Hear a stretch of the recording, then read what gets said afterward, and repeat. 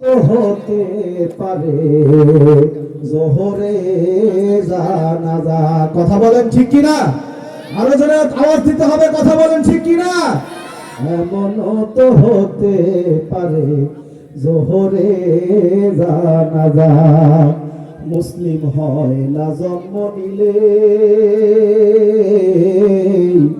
মুসলমানের ঘরে, কাফের মুমিন তফাতটা হয় সালাতের উপরে, মানুষ সালাতের উপরে, মুসলিম হয় না জন্ম নিলে মুসলমানের ঘরে, কাফের মুমিন তফাতটা হয় সালাতের উপরে।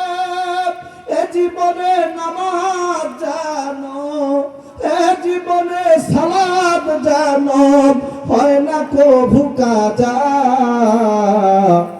এমন তো হতে পারে জোহরে জানাজা তোমার, এমন তো হতে পারে জোহরে জানাজা। লিল্লাহে তাকবীর, লিল্লাহে তাকবীর। আজকের মাহফিল আল কোরআনের আলো, আল কোরআনের আলো কোথায় জ্বলবে?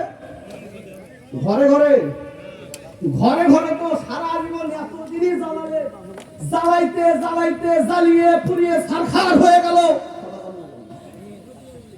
এখন জ্বালাইতে হবে একমাত্র সংসদে। কথা বলেন ঠিক কিনা?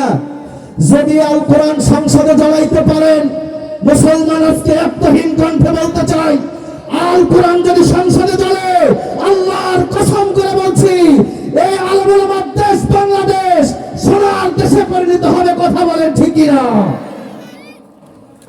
রাজি আছেন? কারা কারা রাজি আছেন? একটু হাত উঁচু করে আল্লাহকে দেখান। লিল্লাহে তাকবীর, লিল্লাহে তাকবীর। আল কোরআনের আলো সংসদে চালো, নারায়ে তাকবীর। সকলে বলেন আলহামদুলিল্লাহ। আরো জোরে বলেন আলহামদুলিল্লাহ। আজকের এই কোরআনুল কারীমের মাহফিলে আসতে পেরে, বসতে পেরে আপনারা খুশি না বেজার?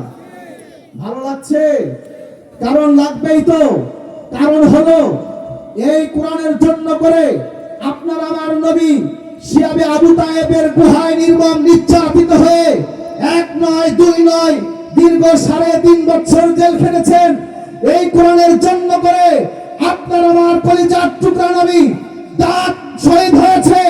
এই কোরআনের জন্য করে রাসূলের অসংখ্য সাহাবীরা জীবন দিয়েছে, ফাঁসির কাস্টে ঝুলেছে। এই কোরআনের জন্য করে আল্লামা দিলওয়ার হোসেন সাইদিকে 13টি বছর কারাগারের মধ্যে বন্দী করে তাকে নির্মম হত্যা করা হয়েছে। প্রয়োজন পড়লে এই কোরআনের জন্য আমরা রাজপথে নিজেদের জীবনটাকে বিলিয়ে দিতে কারা কারা রাজি আছি? দু হাত উঁচু করে দেখা। নারায়ে তাকবীর। রাগ করলেন? রাগ করলেন? আমি ভূমিকা ছাড়াই সরাসরি আলোচনায় চলে যেতে চাই। যদি আপনাদের অনুমতি পায়, প্রিয় ভাইয়েরা অনুমতি দেবেন? ভাই দেবেন? আমার মুসলমান ভাইয়েরা, আজকের এই মাসটা হচ্ছে সিরাতের মাস। এই মাস ব্যাপী আলেম ওলামারা সব জায়গায় রাসূল সাল্লাল্লাহু আলাইহি ওয়াসাল্লামের সিরাত নিয়ে আলোচনা করে থাকে। আমি সেই দিকেই টান দিতে চাই। মুসলমান ভাইয়েরা, আল্লাহর বান্দারা, একান্ত আপনজনেরা, আমার আল্লাহর নবীজি সাল্লাল্লাহু আলাইহি ওয়াসাল্লাম জন্মগ্রহণ করলেন। আস্তে আস্তে বেড়ে উঠতে উঠতে নবীজি আমার যেই মাত্র নবুয়ত পেলেন, নবুয়ত পাওয়ার পরে আল্লাহর নবী সাল্লাল্লাহু আলাইহি ওয়াসাল্লাম সর্বপ্রথম দাওয়াতটা কি দিয়েছিলেন? বাজার লা ইলাহা ইল্লাল্লাহ মুহাম্মাদুর রাসূলুল্লাহ সাল্লাল্লাহু আলাইহি ওয়াসাল্লাম। এই দাওয়াত দেওয়ার কারণে তৎকালীন মক্কার আবু জাহেল, উতবা, সাইবা, ওলীদ ইবনে মুগীরা, আবু লাহাব কি এমন অপরাধ হলো আল্লাহর নবীর শত্রুতা হয়ে দাঁড়িয়ে গেল? কথা বলেন না? এই আর আজকে আমরাও দুনিয়ার জমিনে দেয় আলেম ওলামারা। আমাদের নামে কোনো মামলা নাই, হামলা নাই, কোনো কিছুই নাই। কোন প্রকার আমরা আরো গোস্ত, রুটি, হালুয়া ইত্যাদিতে আমরা ভরে আছি। কথা বল ঠিক কিনা? তার মানে বোঝা যায় আমাদের কালিমার দাওয়াত আল্লাহর নবীর কালিমার দাওয়াত এক নয়। কথা বল ঠিক কিনা? ভিতরে কিন্তু আছে না নাই? আওয়াজ দিয়ে বলেন আছে না নাই?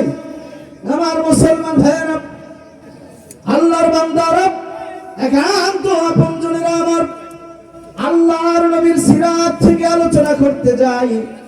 আল্লাহর নবীজি আমার সর্বপ্রথম যে দাওয়াতটা দিলেন, লা ইলাহা ইল্লাল্লাহ মুহাম্মাদুর রাসূলুল্লাহ সাল্লাল্লাহু আলাইহি ওয়াসাল্লাম, এই দাওয়াত দেওয়ার কারণে তৎকালীন মক্কার আবু জেহেল, উতবা, ওলীদ ইবনে মুগীরা, আবু লাহাব সহ তারা আল্লাহর নবীর বিরুদ্ধে লাগে যাওয়ার অন্যতম কারণ তারা এই কালিমার অর্থ বুঝেছে।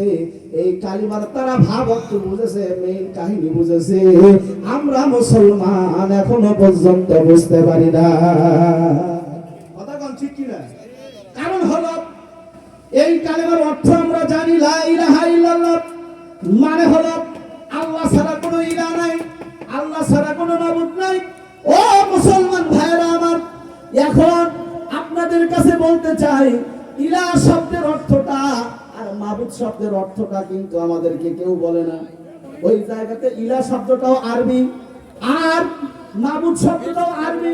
এই আরবিটা জানায়, আলেম ওলামারা আমাদেরকে বাংলা অর্থটা বলে না।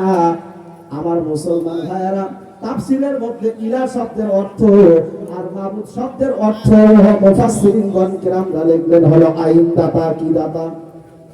আওয়াজ দিয়ে কোন কি দাতা? আইন দাতা, বিধান দাতা। তাহলে কি বলা যায় আল্লাহ ছাড়া কোনো আইন দাতা নাই? অর্থ কি ঠিক আছে? কথা বলে আওয়াজ দিতে হবে, অর্থ ঠিক আছে? আমার মুসলমান ভাইরা, এখন আল্লাহর নবীজি সাল্লাল্লাহু আলাইহি ওয়াসাল্লামের একটা হাদিস আছে, মান ক্বালা লা ইলাহা ইল্লাল্লাহ ফাদাখালাল জান্নাত। যে ব্যক্তি জীবনে একবার জবান দিয়ে লা ইলাহা ইল্লাল্লাহ এই কথাটা উচ্চারণ করবে, সে ব্যক্তি আল্লাহর জান্নাতে যাবে। এখন আমি বলতে চাই, আল্লাহর নবীর এই হাদিসটা অনুযায়ী এখন যদি নরেন্দ্র মোদী প্রতিদিন আল্লাহ ইলাহা ইল্লাল্লাহ বলেন তো দেখি ও জান্নাতে যাবে নাকি?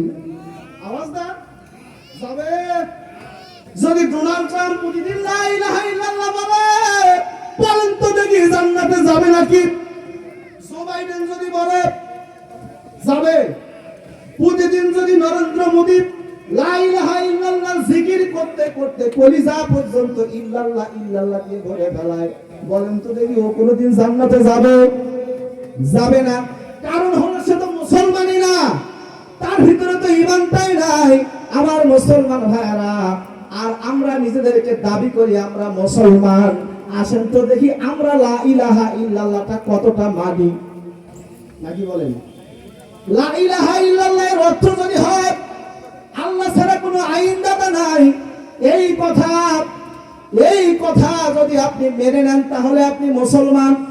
ও মুসলমান ভাইরা আমার, আপনাদের কাছে আমি বলতে চাই, লা ইলাহা ইল্লাল্লাহ এটা যদি আপনি মেনে নেন তাহলে আপনি মুসলমান। তাহলে অর্থটা দাঁড়ায় হলো আল্লাহ ছাড়া আর কারো আইন মানি না। কথা বলেন ঠিক কিনা? আওয়াজ দিয়ে বলেন ঠিক কিনা? এখন আপনি বলেন তো দেখি বাংলাদেশে আইন চলে কার? কথা কন, কথা বলে। বাংলাদেশে কি আল্লাহর আইন চলে? ও মুসলমান আওয়াজ দিতে হবে, চলে। তাহলে এই বাংলাদেশে কি আল্লাহর আইন তুলে ধরা লাগবে না? আমার মুসলমান ভাইয়েরা, বাংলাদেশের কোর্ট কাছারিগুলো, বাংলাদেশের আদালতগুলো তো আল্লাহর আইন চলে না। বাংলাদেশের সংসদে তো আল্লাহর কোরআন দিয়া বিল উত্থাপন হয় না। তাহলে এখন বলেন তো দেখি, আমরা যে নিজেরা দাবি করি লা ইলাহা ইল্লাল্লাহ, আমরা আল্লাহ ছাড়া কারো আইন মানি না, কিন্তু আমরা মানার সময় মানি তো শয়তানের আইন। কথা বলেন। তাহলে নরেন্দ্র মোদী যা, আমরাও তা। কথা বলেন না কেন? কথা বলেন না কেন? আওয়াজ দিতে হবে। ওই ডোনাল্ড ট্রাম্প যা, আমরাও তাহলে তো তা। আমার মুসলমান ভাইয়েরা, এখন তাহলে আমাদের কাজটা কি করতে হবে? না, আমরা ডোনাল্ড ট্রাম্পের মতো না, আমরা নরেন্দ্র মোদীর মতো ওই রকম না। আমরা আমাদের কাজ করতে হবে এই বাংলার জমিনে আল্লাহর দিন দিয়া আল্লাহর হুকুমত দিয়া যেন বাংলার জমিন প্রতিষ্ঠিত হয়। এই কাজটা এই কর্মসূচিটা সর্বত্রই আমাদেরকে বাংলার আনাচে কানাচে চালিয়ে যেতে হবে। লিল্লাহে তাকবীর। আমার মুসলমান ভাইরা, এখন একদল মানুষ আছে যারা আল্লাহর দুনিয়ায় আল্লাহর দিন বাস্তবায়ন করার জন্য কর্মসূচি দেয়, তারা আল্লাহর দিন বাস্তবায়ন করতে চায়। আর একদল মানুষ আছে এদের বিরোধিতা করে। কথা বল ঠিক কিনা? আওয়াজ দেন আমার মুসলমান ভাইরা।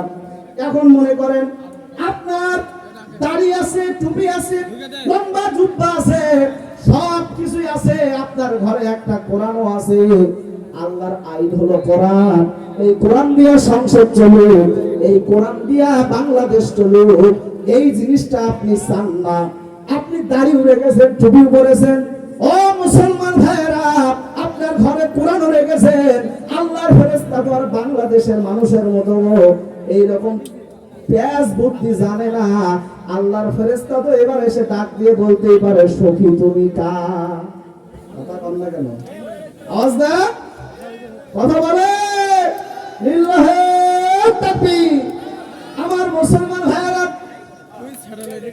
যারা এই সমাজের মধ্যে নিজেকে নাম মনে করে মুসলমান, কিন্তু এই সমাজটা আর কোরআন দিয়া চলুক, ইসলামী সমাজ ব্যবস্থা হিসেবে চলুক, এটা যারা চায় না, বুঝতে হবে এটা আর মুসলমান নয়, এটা হলো টাটকা নির্ভেজাল মুনাফিক।